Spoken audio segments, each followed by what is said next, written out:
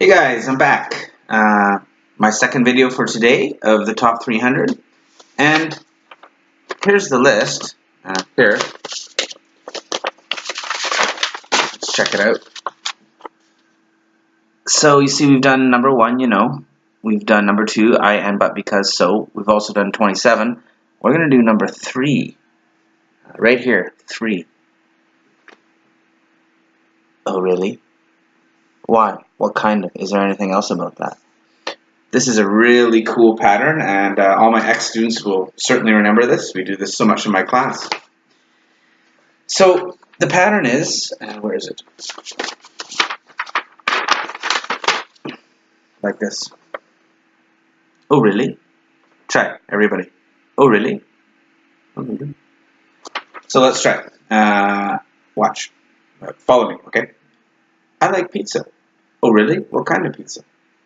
I live in British Columbia. Oh really? What part of British Columbia do you live in? I like music. Oh really? What kind of music do you like? Okay? So, oh really pushes you to ask questions and listen to the other person. And if you want to develop your fluency, it's not just about grammar, it's about listening and thinking and responding and then responding again. Okay? So for example, let's say somebody says a sentence with 4 ideas in it, or 4 points, or 3 or 4 points. Whatever they say, you can apply questions to any aspect of what they've said to you. And then they'll respond to you. And then there's another, in terms of the response, there's going to be more opportunities for questions. Okay, so it's like an unfolding kind of situation. It's really interesting. Let me give you a simple example. Imagine 2 people, 2-finger people. I'll show you a bad conversation and a good conversation. Okay, here's a bad conversation with low fluency. Okay, tell me about yourself. I like soccer. Oh. Why don't you ask some more questions? Why don't you develop it? Don't be lazy. Okay, that's not such a good conversation. Or tell me about yourself. I like soccer. Only 2. And then crickets. Okay? Now watch better using oh really. Okay? Tell me about yourself. I like soccer. Oh really? Do you play soccer or only watch soccer? Well actually I play soccer and watch soccer. Oh really? Which team have you played soccer with? I played with my high school team.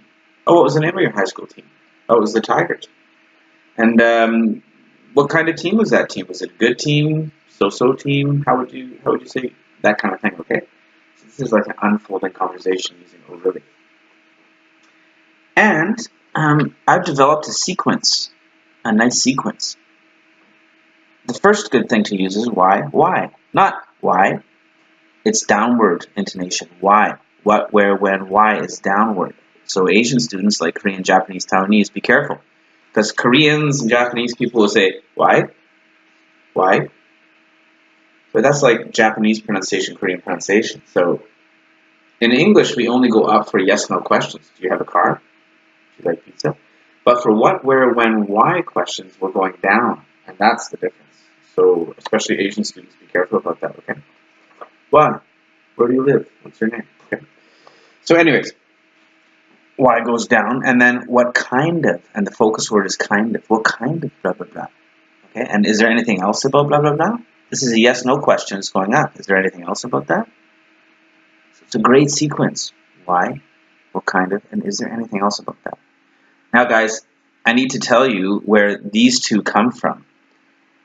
Maybe you think these are common, but actually I got these from a wonderful professional psychologist from New Zealand named Dr. David Grove. He passed away, but he developed something called clean language psychology. And if you're interested in psychology and the power of language, I really recommend clean language psychology.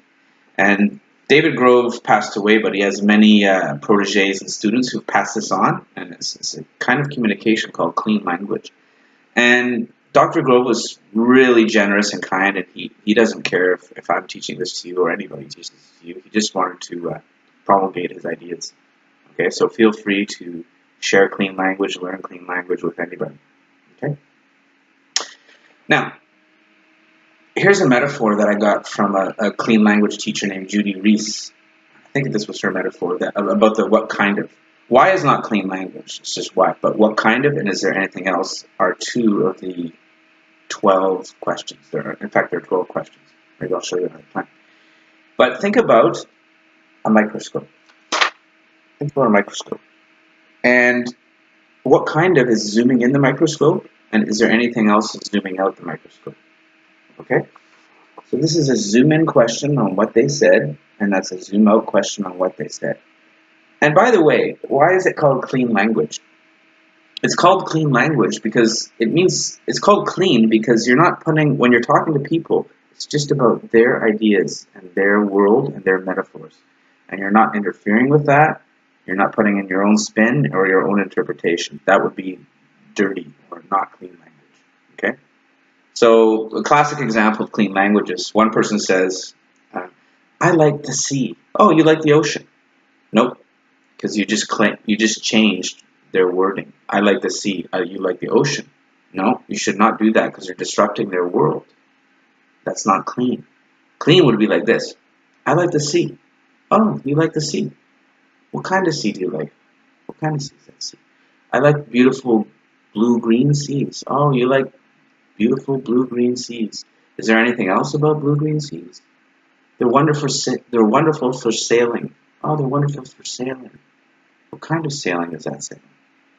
Okay, and that is clean language. It's really interesting. I use it a lot in my teaching. It's good for not only for therapy, but for all kinds of communication. Okay. Anyways, let's go back. So today's lesson is about oh really, and some amazing follow-up questions, including zooming in and zooming out. Now let's talk about is there anything else about? That is so interesting in my classes when I'm using this.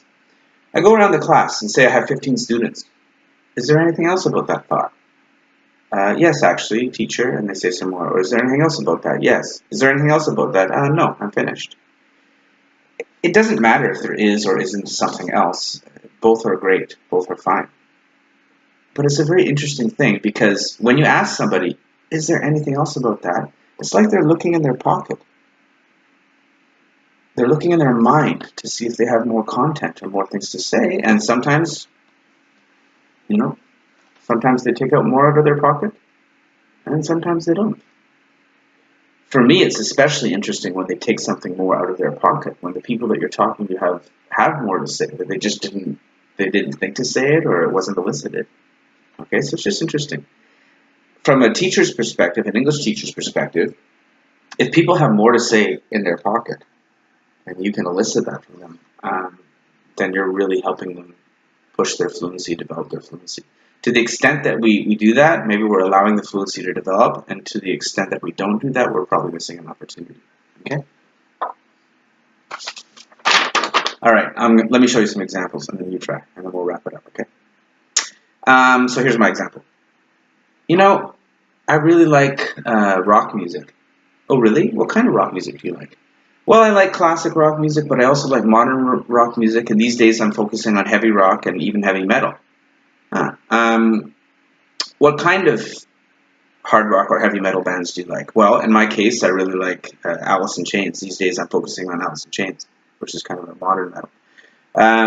Is there anything else about this band, Alice in Chains? You could say, is there anything else about Alice in Chains? Or you could say, is there anything else about rock? Okay. Is there anything else about Alice in Chains? Yeah, actually, as you may know, Alice in Chains lost their original singer, Lane Staley. He died, and it was a tragedy. But they ended up getting a new singer, I think his name is Will Duvall, and continuing on. And they made a new band and continued, but it's still called Alice in Chains. Oh, really? What kind of new band is that? Well, the newest Alice in Chains has retained the spirit and sort of riffs of the original Alice in Chains because they have their guitar player still. Having said that, the new guy, the new singer, is also a guitarist. So now there are 2 guitars in their band as opposed to just the previous one. Okay? Okay, time out. You see how quickly that develops into a conversation?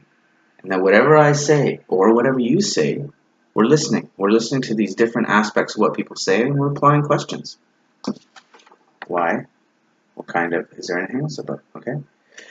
Let me talk about the 300 list.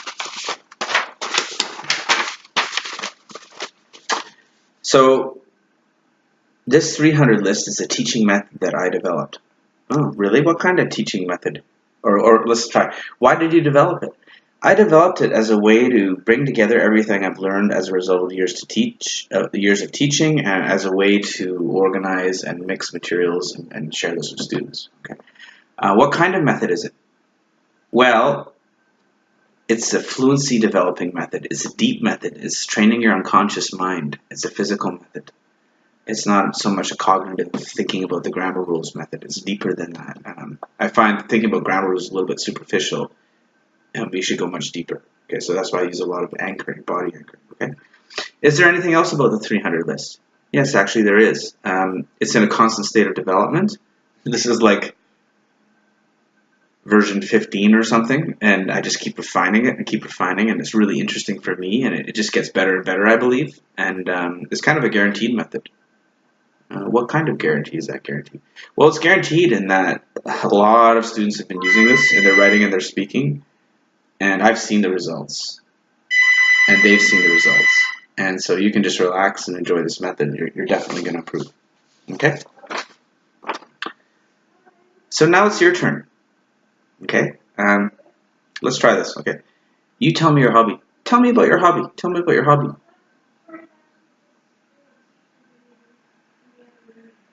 Why do you like that hobby? What kind of? You have to think of the question. What that would be, because we're not here. Is there anything else about your hobby? Is there anything else about your hobby?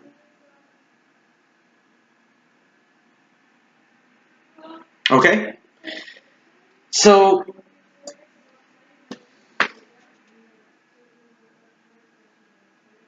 that's, it seems simple, but this video is already 12 minutes. You see, it's not simple at all. And it's just a habit. It's a habit. I guess a lot of students who are trying to learn language are just not pushing themselves, and they're not realizing that they have to be active and listening and applying questions and following this sort of river of communication. Okay, guys? I'm going to wrap it up for now. Thanks for listening, and I'll see you next time. Bye.